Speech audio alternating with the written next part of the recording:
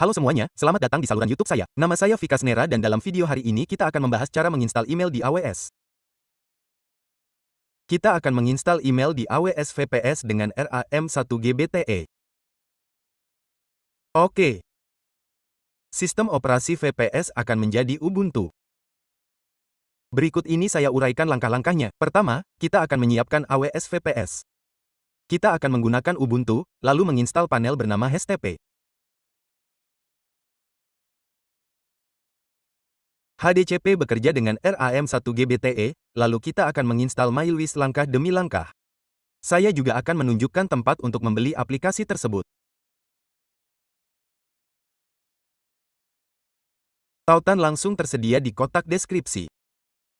Anda dapat mengunjunginya dan membeli aplikasi di sana. Panel admin akan terlihat seperti ini. Di sini, Anda akan melihat dashboard terlebih dahulu.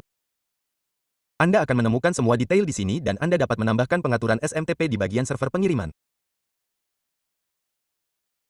Saat Anda mengkliknya, Anda dapat memilih buat server baru dan tambahkan layanan SMTP, API, atau pengaturan lain yang Anda gunakan. Lalu, konfigurasikan SMTP Anda di sini. Oke. Versi baru ini juga menyertakan fitur rencana pemanasan. Anda juga dapat menggunakan fitur ini. Panel pelanggan Anda akan terlihat seperti ini. Di panel ini, Anda dapat mengunggah daftar dan lainnya. Anda juga dapat menyiapkan kampanye secara terpisah. Semuanya diatur di sini. Semua fitur ini akan tersedia di dalamnya. Domain yang akan kita gunakan dalam tutorial ini adalah yang ini. Saya telah mencantumkan langkah-langkahnya di sini. Kita akan membuat VPS lalu melanjutkan dengan instalasi. Terakhir, kita akan menginstal MyList di dalamnya. Pertama, mari kita buat VPS di AWS. Saya akan mengklik luncurkan di sini. Anda perlu menavigasi ke bagian instances. Oke, saya akan menunjukkannya lagi di sini. Saat Anda di sini, cari EC2 dan Anda akan masuk ke halaman ini. Kemudian klik instances dan pilih luncurkan. Setelah mengklik luncurkan, pilih Ubuntu sebagai sistem operasinya. HCP didukung di panel ini. Sistem operasi ini kompatibel di sini. Saya akan menggunakan Ubuntu 22 untuk tutorial ini. Saya telah memilih Ubuntu dan Anda dapat melihat Ubuntu 22 dipilih di sini. Oke. Selanjutnya, Anda dapat membuat pasangan kunci baru atau menggunakan yang sudah ada. Saya akan klik buat pasangan kunci. Saya akan beri nama pasangan kunci YouTube. Oke, saya beri nama YouTube. Di sini saya akan membuat pasangan kunci. Ini dia. Perhatikan bahwa file telah diunduh di sini yang akan digunakan untuk masuk. Setelah itu, saya akan gulir ke bawah di sini. Saya akan pilih kedua opsi di sini. Izinkan lalu lintas untuk HTTPS dan HTTP. Oke, lalu saya akan klik luncurkan di sini. Instans kita sekarang telah dibuat. Selanjutnya, kita perlu masuk ke bagian instance. Saat ini dalam status berjalan. Awalnya, dalam status tertunda. Butuh beberapa saat untuk beralih ke berjalan. Sekarang, dalam status berjalan. Setelah menyegarkan, Anda dapat melihatnya berjalan di sini. Saya akan klik di sini. Dari sini Anda akan mendapatkan alamat IP publik. Anda perlu menyalinnya. Kemudian buka putih. Jika Anda mencari unduhan putih di Google, Anda dapat mengunduhnya dari sana. Ya, saya akan mencari unduhan putih di sini dan Anda dapat mengunduhnya dari halaman ini. Anda dapat melanjutkan berdasarkan apa yang Anda miliki. Oke, ya, sekarang saya sudah membuka putih. Masukkan IP Anda di sini dan atur port ke 22. Oke. Buka bagian SSH dan klik off. Klik tanda plus untuk memperluasnya. Klik credentials di sini. Klik browse dan pilih pasangan kunci YouTube yang saya buat sebelumnya. Klik open lalu accept dan masukkan nama login sebagai Ubuntu. Karena saya memilih Ubuntu, nama pengguna di sini adalah Ubuntu. Anda juga dapat menggunakan Ubuntu. Saya sudah melakukannya. Sekarang saya sudah login sebagai pengguna Ubuntu. Di sini saya perlu beralih ke akses root. Jadi apa yang akan saya lakukan di sini? Anda perlu menjalankan satu atau dua perintah. Pertama, jalankan perintah sudo password root. Saya telah menjalankan perintah ini di sini. Tekan Enter. Perintah tersebut meminta saya untuk memasukkan kata sandi untuk pengguna root. Saya akan menyalin kata sandi ini dan menempelkannya di sini. Saya mengklik, menempelkannya lagi. Saya akan menggunakan kata sandi ini di seluruh video ini. Selanjutnya, salin perintah ini dan tempel di sini untuk membuat perubahan. Apa yang perlu Anda lakukan setelah itu? Navigasi di sini. Tekan Ctrl+W cari root dan tekan Enter. Oke, bahasa Indonesia, di baris ini, hapus simbol tagar. Apa yang Anda lakukan setelah menghapus simbol tagar? Hapus apa yang tertulis di sini dan ganti. Ketik permit root dan diikuti spasi, lalu ketik yes di sini. Oke. Gulir ke bawah dan Anda akan menemukan baris ini. Autentikasi kata sandi diatur ke no. Ubah ke yes. Apa yang Anda lakukan selanjutnya? Tekan Ctrl+X, ketik Y, dan tekan Enter. File akan segera disimpan. Lalu salin perintah ini. Saya akan menempelkannya di sini. Sekarang saya memiliki akses root. Jadi apa yang harus saya lakukan sekarang? Saya akan melanjutkan dengan ini. Dan ada perangkat lunak yang disebut Bitfish. Saya akan menggunakannya. Kita akan masuk sebagai pengguna root dengannya. Saya menggunakan Bitfish karena memungkinkan Anda mengakses file VPS dan banyak lagi. Itu sebabnya saya lebih suka Bitfish. Oke. Selanjutnya, saya akan memasukkan detailnya di sini. Saya akan menyalin kata sandinya. Oke. Sekarang, saya akan mengklik login. Saya telah mengklik terima dan melanjutkan. Oke, saya sekarang masuk sebagai pengguna root. Bahasa Indonesia, saat Anda membuka terminal di sini, Anda akan melihat pengguna root ditampilkan. Oke, apa langkah selanjutnya? Anda perlu menginstal Hasp. Kunjungi situs webnya tempat Anda akan menemukan perintah dan petunjuk. Saya akan memulai instalasi. Saya telah menyalin perintah pertama di sini, menempelkannya di sini, menyalin perintah kedua, menempelkannya di sini. Ini menunjukkan bahwa itu tidak akan berfungsi sebagaimana mestinya. Ini memberikan contoh di sini. Ini berarti ketika Anda menjalankan perintah kedua dengan spasi dan paksa, itu akan menginstal dengan benar. Oke, lihat di sini. Ini sedang diinstal sekarang. Ini akan memakan waktu. Apa yang perlu Anda lakukan di sini sekarang? Salin IP ini dan di DNS tambahkan satu atau dua catatan. Saya akan mengonfigurasinya di sini. Saya akan menambahkan dua catatan di sini. Oke. Saya akan mengatur TTL catatan A menjadi 600. TTL adalah singkatan dari Time to Live. Ini memastikan IP dan domain saya terhubung dengan cepat. Catatan pertama adalah untuk domain utama. Yang kedua adalah untuk www. Ini untuk itu, jadi saya akan menyimpannya di sini.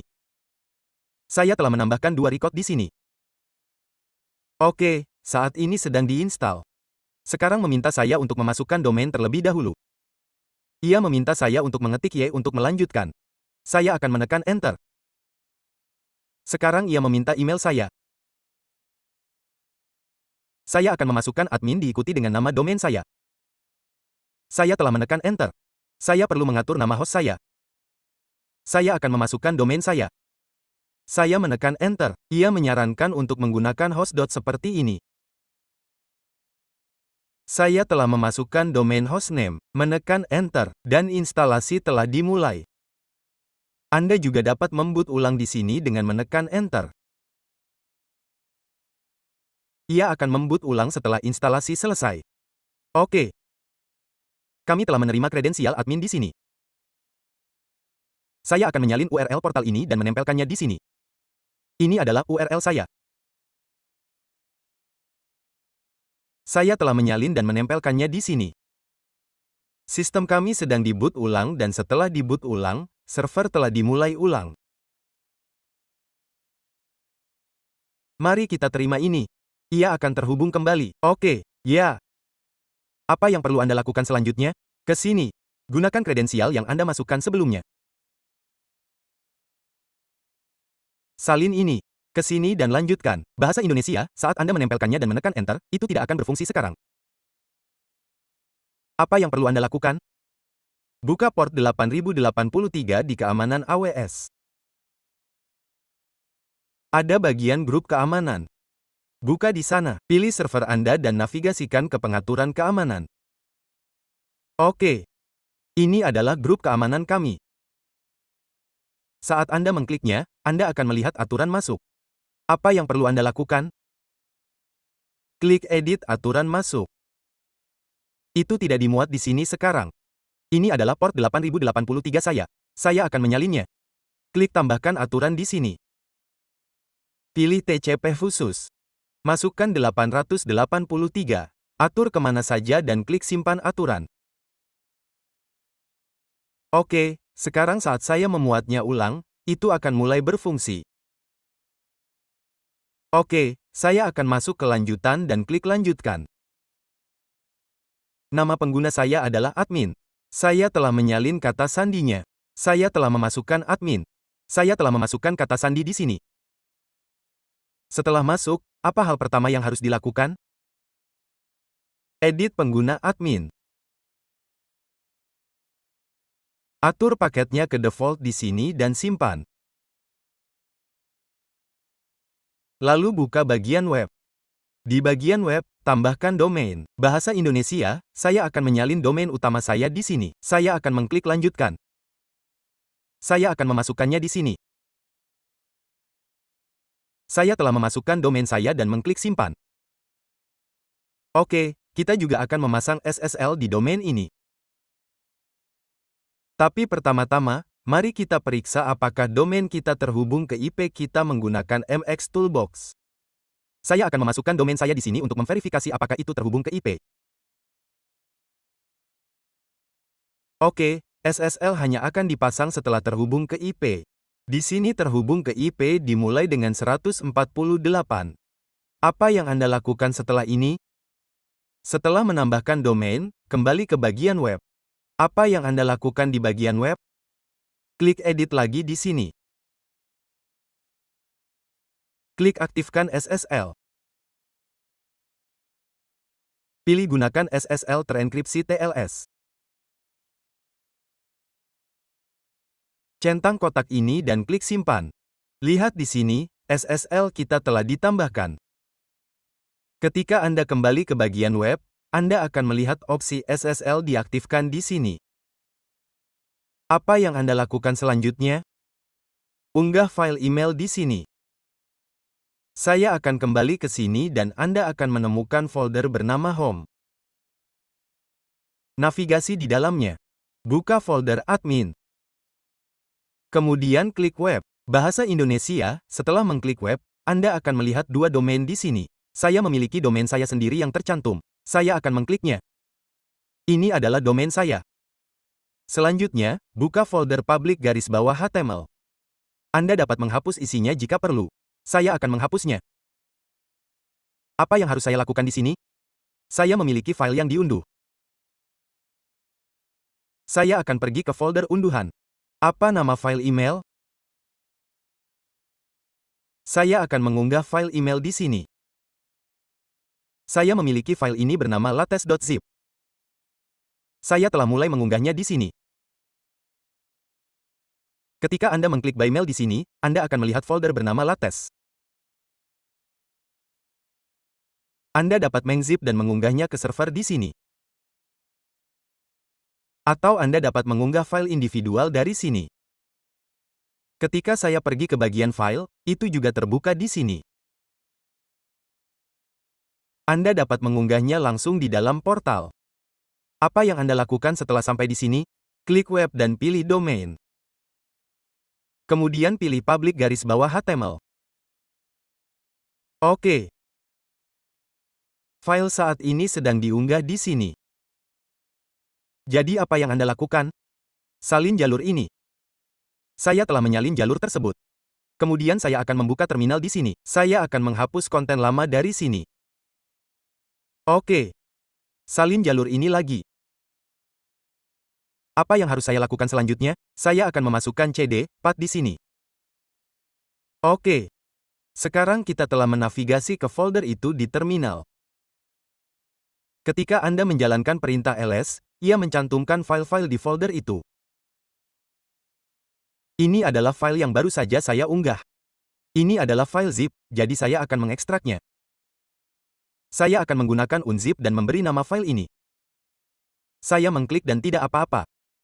File zip sedang diekstrak sekarang. Sudah diekstrak. Saya akan menyegarkannya di sini. Folder bernama lattes telah dibuat. Saya akan mengganti namanya menjadi MW. Oke, saya telah menggunakan nama pendek di sini. Apa yang Anda lakukan selanjutnya? DOM ini adalah nama domain Anda. Saya akan melakukannya di sini. Saya telah memasukkan https di sini dan menambahkan nama domain.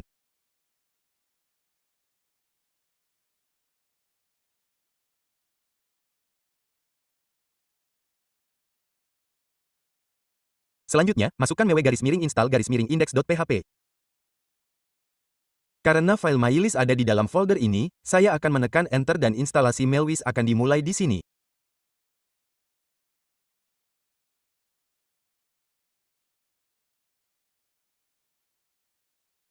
Lihat di sini, saya juga telah menyiapkan SSL. SSL juga aktif di sini. Sekarang, tambahkan kode pembelian Anda di sini. Saya akan memasukkan kode saya. Saat Anda membelinya, Anda akan menerima kode pembelian. Saya telah memasukkan nama domain saya di kolom nama dan tag. Saya akan klik berikutnya. Di sini, semua yang ada di sini lolos. Saya akan klik berikutnya. Di sini izin untuk berkas ini ditampilkan sebagai gagal. Jadi, apa yang harus Anda lakukan? Salin perintah ini. Saya telah menempelkannya di sini. Tekan Enter. Setelah mengklik periksa lagi, semuanya akan lolos. Lalu klik berikutnya. Sekarang Anda perlu membuat basis data. Buka bagian DB dan buat basis data. Kata sandi basis data akan diminta. Saya akan memasukkan kata sandi dari sini. Klik salin dan tambahkan basis data. Klik lanjutkan. Saya telah memasukkan kata sandi di sini. Untuk basis data, saya telah memasukkan Mailwiz. Saya juga telah menetapkan nama pengguna sebagai Mailwiz. Saya akan klik simpan. Saya akan memasukkan kembali kata sandi untuk konfirmasi. Saya telah menyalin dan memasukkan kembali kata sandi di sini. Nama pengguna akan menjadi admin_mail. Saya telah menetapkannya sebagai admin_mail. Salin dengan benar. Pastikan tidak ada spasi atau kesalahan. Oke. Ya, kemudian mulai mengimpor. Setelah memasukkan detail basis data, akan diminta detail login yang Anda inginkan untuk backend Anda. Apa yang harus saya lakukan?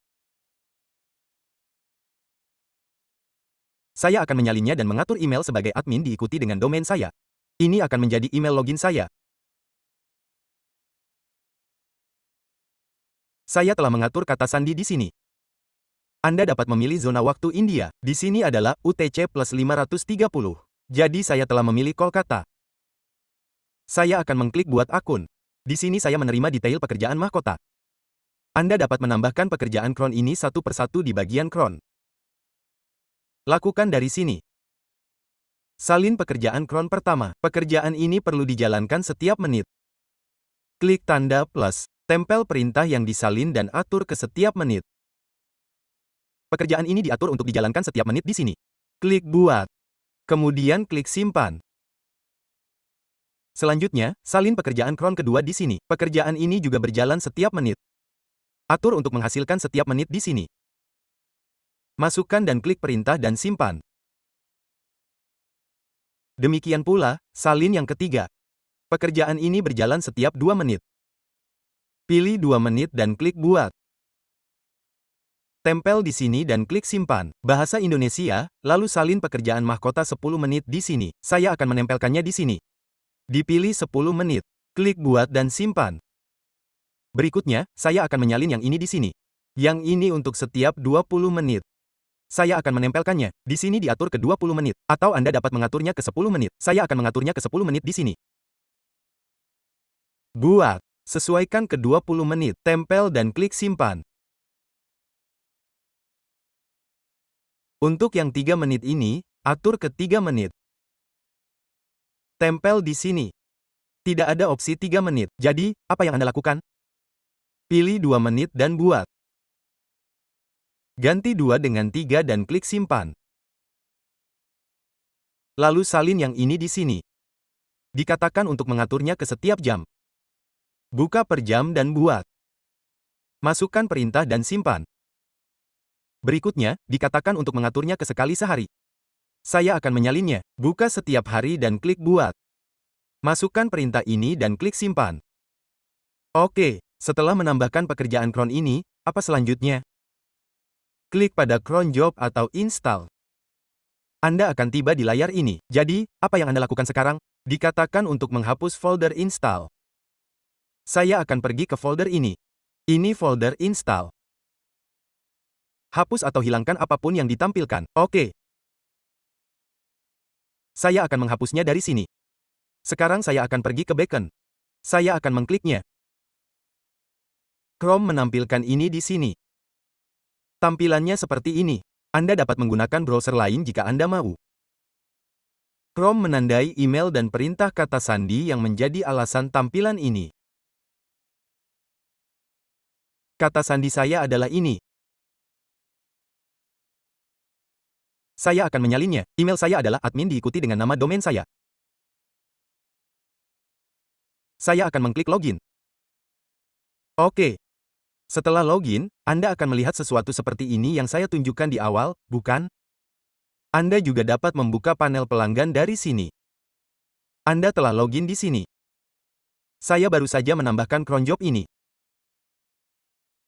Setelah diperbarui, ini juga akan dihapus dari sini. Oke, untuk saat ini saya akan menutupnya di sini. Ini panel admin kami. Jika Anda ingin membuka panel pelanggan, apa yang dapat Anda lakukan? Bahasa Indonesia, saya akan memasukkannya di URL baru. Ganti beacon dengan customer di sini. Oke. Jika Anda mengganti beacon dengan customer, halaman login customer akan terbuka. Anda juga dapat menggunakan detail yang sama di sini. Karena detailnya sama, saya telah memasukkannya dan mengklik kolom password. Saya telah mengklik login di sini. Sekarang kita berada di bagian customer juga. Ini panel admin kita. Dari panel admin, Anda juga dapat mengakses bagian customer. Cukup klik ini. Klik customer. Buka pengaturan, dan jika Anda login sebagai customer, Anda akan masuk ke bagian ini. Oke. Dari panel admin, Anda dapat membuat pengguna. Anda dapat membuat grup dengan mengatur preferensi di grup. Anda dapat menetapkannya ke pengguna atau pelanggan. Anda juga dapat mengatur monetisasi. Di sini di bagian server di bawah delivery server, tambahkan SMTP atau layanan serupa. Ketika saya masuk ke SMTP, kolom start wajib diisi. Anda harus mengisinya di sini seperti port, nama host, dan dari email. Setelah memasukkannya, klik simpan perubahan. Di bawah ini ada opsi bounce server. Ini melacak semua email yang tidak terkirim. Masukkan detail server IMAP. Di sini untuk server loop umpan balik, masukkan juga detail server IMAP. Server loop umpan balik menangani keluhan dan masalah serupa. Disitulah mereka muncul. Buka rencana pemanasan dan klik buat baru. Anda dapat membuat rencana pemanasan Anda sendiri. Dari sini, tetapkan batas pengiriman Anda dan pilih opsi per jam atau harian di sini. Di bagian domain, Anda dapat menambahkan domain pengiriman. Setelah Anda menambahkan domain pengiriman, Anda akan mendapatkan catatan untuk dimasukkan. Setelah verifikasi, Anda dapat menggunakannya.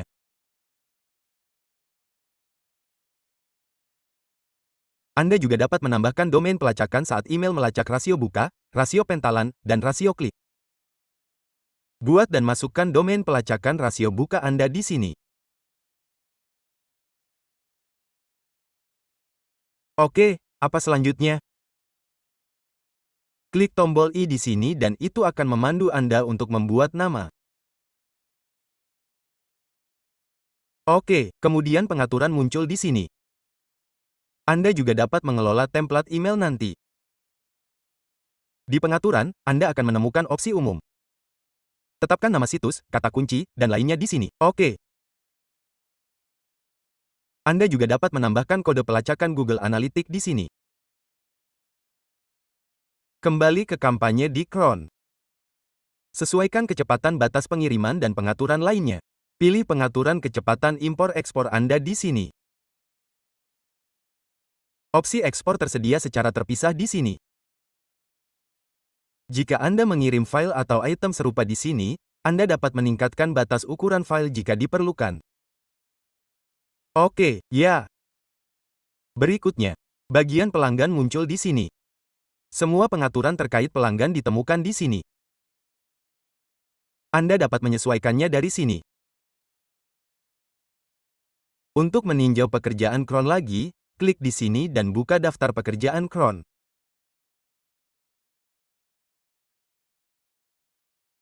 Anda dapat memverifikasinya di sini dan memperbaiki kesalahan apapun dalam video ini. Inilah yang ingin saya tunjukkan. Di panel pelanggan, Anda dapat mengunggah daftar email Anda. Kampanye Anda dikelola di sini.